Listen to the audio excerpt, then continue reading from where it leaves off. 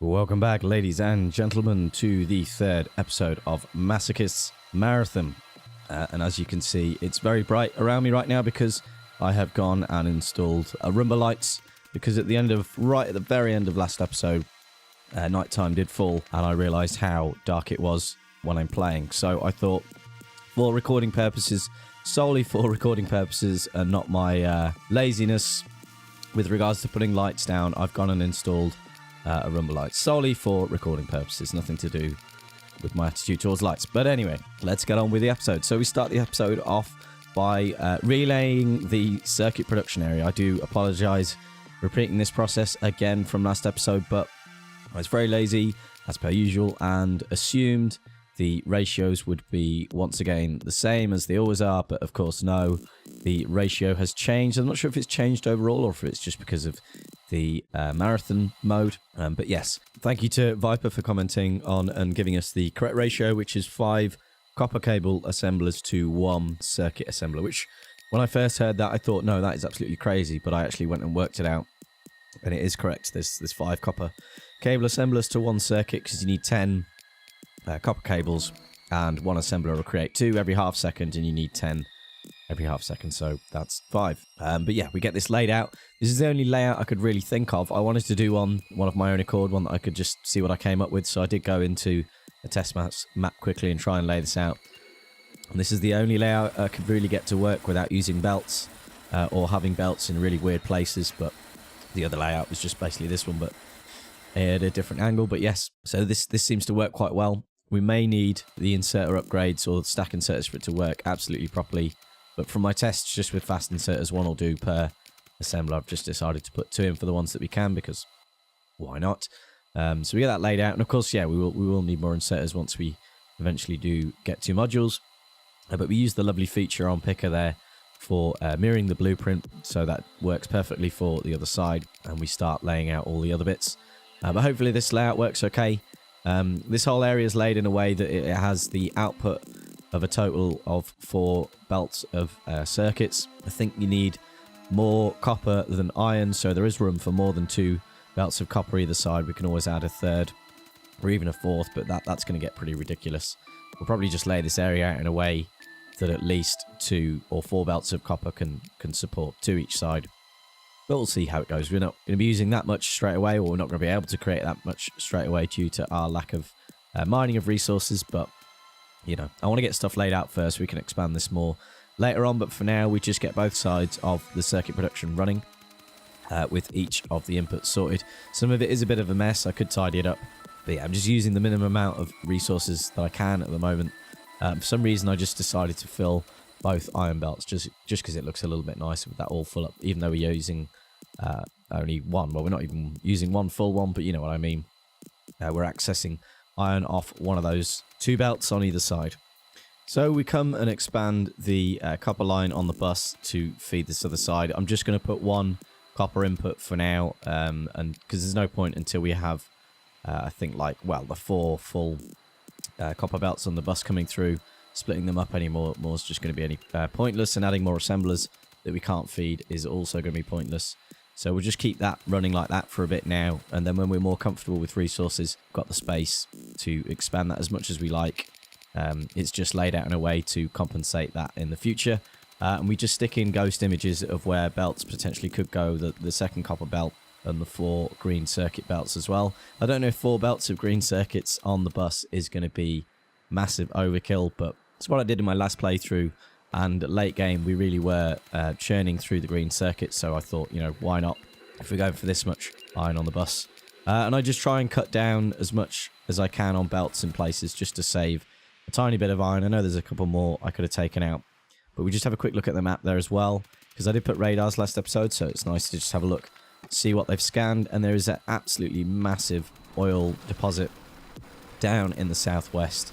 Last episode on my scouting mission, I did find that 1 oil supply. It was just 1 on their own, which I was quite surprised about. But then just southwest of it is a huge field of iron. So when we decide to start doing plastics, I'll probably have to push out to reveal that patch. We may have to go straight to trains to bring it over, because I don't really want to pipe that too far.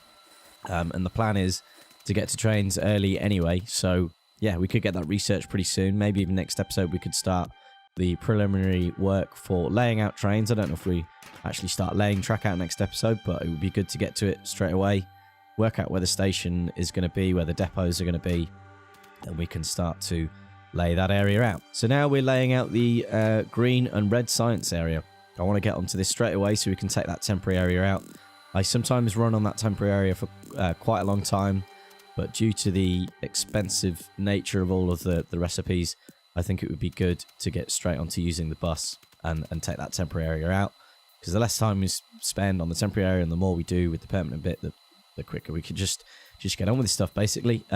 So I like the layout of this. I first came out with this layout in Bob's, and I always thought, oh, I could only ever do it in Bob's because of the adjustable inserters. But then I played a vanilla game a long time ago and found that this layout would also work. I do mess around with it quite a bit to start with which side green and red goes, but I kind of like this layout because it sticks them both in this kind of nice column, and it marks out where your science is going to be. I'm pretty sure I used this layout in Bob's Angels. It's just slightly different because in that I would have utilized the adjustable inserters in Bob's. So adjustable inserters is something I really think should be in the vanilla game. It makes so much sense. You've created this inserter arm, runs on electricity. You've built it from scratch yourself. That I don't think there should be any reason why you can't configure it to work other than just in the 180 degree configuration. Like, even if they just gave you the 90 degree function and made it quite simple.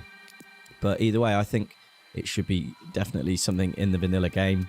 It would be so handy. Layouts would be totally different. There's stuff you could do that you can't do at present, and you wouldn't have to put annoying little bits of belt in just to make sure something goes on one side.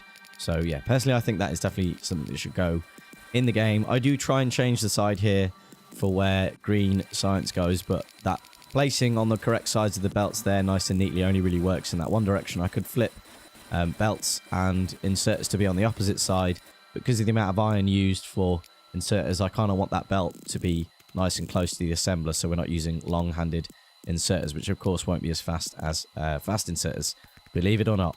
So we lay out the iron input for the green science. I think that's the green science side, like that, with the underground belt from the splitter, because the copper needs to go down here as well, and for the underground belt to reach nicely, it needs to go where effectively the splitter would be. So that's why we're passing that split now off from the other side and then passing the belt for the bus on with an underground belt, just so that fits in nicely like that. Because if you try and do it the other way, the underground belt for the copper input for the red science wouldn't be able to reach, I don't believe. And until we get red underground, that would be a little bit messy. So we lay out the assemblers for the green and red, and they of course both pass onto the opposite side of the belt.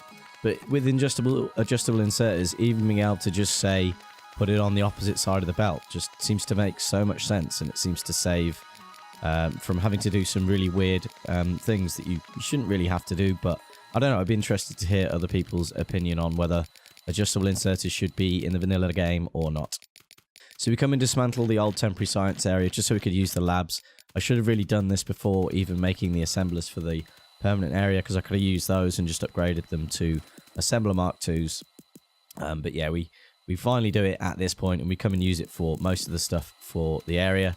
And then we just need to lay the labs out. But of course, I've got to place this area in a way that it lands right in a forest. So we'll have to get all that cleared in a moment. I just get all the long-handed outputs for the green science. Makes sense that the small inserters for the green should be on that side, because they have a tiny bit more work than the long-handed inserter. And then past me, for his job security, comes and sorts out the copper wire as well. And I completely forgot the key control for next wire. I thought it was Control Q, but that gives you a blueprint or deconstruction planner or upgrade planner. But I forgot which key it was. But Shift Q will cycle through next copper wire. So when I start doing green-red circuits, that's going to be extremely handy, but it's also handy just for when you need to go and clear up those power poles. So at least those power poles, wires can be straight. The placement of them aren't all straight, but then I don't have to have a wire going in every direction. So I've cleared up all the ones that aren't straight, because of course they have to be straight. Otherwise the world will crumble apart and be completely imbalanced and everything will end. So we can't have that. So all power poles And wires need to be straight, although he has gone and left that one right at the end, feeding off the bus at an angle. So we'll have to have some strict wording about that. But we come and lay out some of the labs that we've got, or at least the labs we've got space for, so we can at least start doing some science. I do have enough room for another belt of 2 different science packs on that belt, but really it needs to be 3 in the middle. But because we're in vanilla, we can't have 3 inserters feeding in, so we'll have to do some crazy belts running all around it, or maybe I'll go bot crazy and just botify the whole thing, but we will see about that when it comes to it. So for now, I've just left enough room for us to squeeze another belt in there at some point, and we can put the long-handed inserters in there when we actually need it. But we come and clear the area for the rest of the labs that we've got. I think we've got another 10 labs on us, so I completely guess how much space we need. We could use ghosts to work it out exactly, but I have a guess, doing my usual cutting out the perimeter and then clearing the trees in the middle, and we come and place 5 on either side, and we just about have room for it. And I clear these last ones just so we can see exactly what we're doing with inserters. But I did think during recording this episode, it would be kind of a good idea to double up science production. So instead of 5 red and 6 green, we should really go for 10 red and 12 green. But of course, the more expensive sciences are already going to be big enough if I get the ratios correct. They're going to end up being huge, and our resource consumption is going to be massive. So doubling up the science is probably something we're going to have to look at a later date, but I am interested in doing it. But yeah, because we're running the 4 times technology expensiveness, whatever it's called, it would be a good idea to do more than a ratio of just 5 red science. So we'll probably double that up at some point. And I come and start dismantling the old area. I'm just trying to clear up some of the corners on the iron belts, because again, it's just really hard to look at. But no, seriously, there's going to be more iron belts coming through soon, so we need to try and clear up this area, because the depot is most likely going to be in this area around here somewhere, although I am very picky about that, so I'm going to have to think really hard about where the depot is going to be, because it is quite important for me for everything to be laid out in a fairly intelligent way, and with all the resources coming in for the depot, it would be nice to have it in a suitable place for all of the smelting, although I'm probably not going to have the oil depot anywhere near where the ore ones are going to go. I may do something similar to what I did in Bob's Angels, and have the oil on the opposite side of the bus in a pretty relevant place for where we're going to start using plastics and that sort of thing. But we'll work that out when we come to it. So we come over and expand the copper mining, because we're getting hardly any copper coming through at all for circuits. So we expand that a little bit, although we could do it a little bit more. But I get distracted while doing that and realise we need more power production. We're running low on electricity at the moment. So I come and finish doing a bit more dismantling in the old area, just getting the last of that ore burnt out and any of the plates used up. But I come and collect a load more iron plates so we can expand the power section. We double it up pretty much with another 2 boilers and 4 engines. I was having a think though about the layout for the steam, and I want to do something other than this 1 boiler to 2 steam engine layout. So I had an idea for another layout which looks quite nice and modular for 1 pump, 20 boilers and 40 engines, but until we start to get into the issue of this column just being stupidly long and thin, I won't bother trying to lay it out. But it's some idea where you have the 1 pump, then you have the 20 boilers laid out with 10 in a row either side of the pipe, and then the 40 engines in 2 lines of 20. I don't even know if the pipes will be able to handle that. I'm guessing they've orchestrated the power in such a way that a pipe can handle 20 boilers of steam for 40 engines, but I don't know. I'll give it a go. If anyone knows already, it'd be interesting to find out, because if it's not going to work, it'll save me a load of time. But if you just imagine 10 boilers in a row feeding into a pipe, and then another 10 on the opposite side feeding into the same pipe that then runs along to 20 engines, that's the only other layout I could really think of. But yeah, if I made no sense whatsoever, then maybe we'll see it when I actually come round to doing it. But yeah, we shall see. It's just an idea I had instead of having these stupidly long, thin columns. Anyway, so we come back and have another look at iron. We try and increase the number of iron miners, because again, we're just churning through all of this ore quite quickly, and we really need to increase our ores coming in, which means, yeah, again, we're going to have to get to trains very quickly. I'm trying to decide, while doing this post commentary, what I want to focus on next episode, and I keep thinking making more smelting, going on to steel smelting because we've just got that. But then, of course, we're not going to be getting enough ore from this patch to justify getting into steel. But then, of course, we need steel to get the trains. So we're kind of stuck in this catch-22 situation. So next episode, I think I'm going to upgrade to steel smelters, make sure we're mining this entire patch because you don't quite get the entire patch covered with miners. And then as soon as you got steel, focus on getting trains running to get that extra ore in to actually feed the mammoth thing. But the sooner we get a train set up going to that iron ore patch, the better, really. We can stick some turrets in to defend it. But I'm going to have to really focus on doing some really specific pushing of biters fairly soon so we can uncover some patches, but clear them out in a way so the pollution isn't covering any nests, so we can avoid as much evolution as possible. So the thing I wanted to focus in with science this episode was getting straight to the first mining efficiency, because that's going to make a lot of sense with the settings we're playing on to be as efficient as we can with mining our resources as well as how we use them.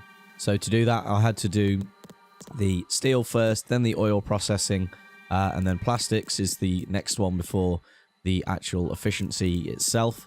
I don't think you actually need oil refining or plastics to do it. It's just an effect on the miners that gives them 2% mining efficiency. But yeah, it's going to make a lot of sense for us to get that. So that's why we're doing steel, oil processing, everything next. I'm pretty sure that's what I'd be researching anyway, because it'd be good to get on to oil fairly soon. The only problem with accessing that massive oil patch down in the southwest is it's going to require a considerable amount of biter slaying, which is going to need some upgrades to the turrets. It's going to need some upgrade to the bullet shooting speed and damage, mostly damage, just to again be as efficient as we can with our resources. So I'll have to see how many levels of research of that we have available, because I haven't actually looked yet until we need blue science, because of course we need plastics to do blue science. And is it worth setting military up yet? But it'd be good to get a train running to that second iron patch, just so we're in a really good position when it does come to the biter slaying.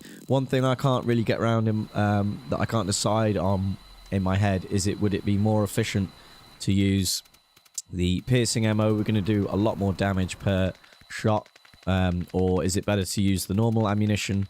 But of course, we're probably going to have to take a lot more shots to do the same kind of damage. But I don't know. Maybe the armor piercing is only beneficial because of the armor piercing, and because we haven't had very much evolution yet, we may not need any armor piercing. So I don't know. I don't know what the most efficient way is for me to clear the area around all those oil points. But maybe we'll just need to access that one single deposit to begin with, and only really push out to that really big oil patch once we have plastics. I don't know. We shall see. Because once we have plastics, we can increase the amount of damage per shot a lot better. And then there's other various resources that research that'll give us access to that might make things a lot better. If this all makes sense, it might just sound like I'm babbling on, but I do need to be very thoughtful in the direction of research that I use, because of the lack of resources that we have and the massive expense that everything is costing us. So during all of that rambling, we got a second smelting column set up for iron. I do need to get a separate second copper column set up as well, and of course increase the mining massively. But yeah, we really need to increase the amount of ore coming through just to justify having the two columns of each, and yeah, that means trains. So I really think trains or steel smelting next episode. I still can't decide on which, but we're just having a look now. We're trying to get a full belt of iron ore with some slightly cheaty underground belts, and just yeah. And then I've got a weird belt running all the way around the side for that electronic mining drill on the side. I don't know why I placed it exactly like that. I could have just extended the zigzag belt going around. I don't usually use that zigzag layout, but of course, because that patch isn't going to last long it's not going to last very long anyway, and plus it's not really big enough for more than a yellow belt anyway, and even if it was, it wouldn't last for very long.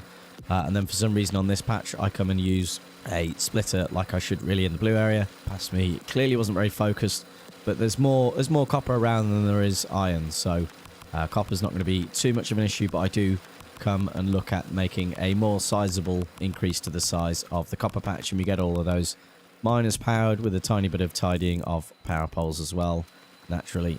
So it's hard to see at this speed, but during this tidying of power poles, I did notice again we are down on power. We're not producing enough power for the amount of mining an activity we've got going on, etc. So I decide to yet again expand the power area, but far more than we did a moment ago. I actually end up making 6 boilers here when I went to make 4, and then 8 engines. But yeah, we'll obviously need those 2 boilers again very soon, because we seem to be going through power consumption extremely quickly. So we come back to the base to collect the iron plates required to produce enough engines to... So we're pretty much doubling power again, but we're doubling what we have now, not you know, adding 4 like we did last time, if that makes any sense. So we clear the trees to get that done. We're going to have to move that radar as well to get them all in. But yeah, hopefully this should sort out our power demands for a little bit longer. But as you can tell, this column is going to get very long very quickly. And I think with the other layout, it kind of makes a bit more sense. I've just never tried it, so I'd like to give it a go. I just have this picture in my head at the moment. I might go test it actually in a custom map in a minute, because I'm quite intrigued to see if it works, because I think it'll look quite nice. So we move that radar up a bit to get it out of the way. We also bring the power up here, because I want to have a really good sight of any biters that are near here, and as we place that, we do uncover a new nest which has expanded into the starting area. That's one thing with expansion being switched on and having a big starting area. If you don't do anything, they will start to expand into the starting area, and they'll probably end up sitting in a pollution cloud and causing some evolution. So I really need to keep my eye on evolution, because we want to avoid that at any cost. But that's going to be it for this episode. Next episode, we're going to be upgrading to steel smelters, or at least including some, getting some steel production going, and getting some production of things to start with trains. I don't know if we'll actually start laying some track, but we shall see. But that's going to be all we have time for. I do hope you have enjoyed. Thank you so much for watching, and please do come and join me next episode. Bye-bye.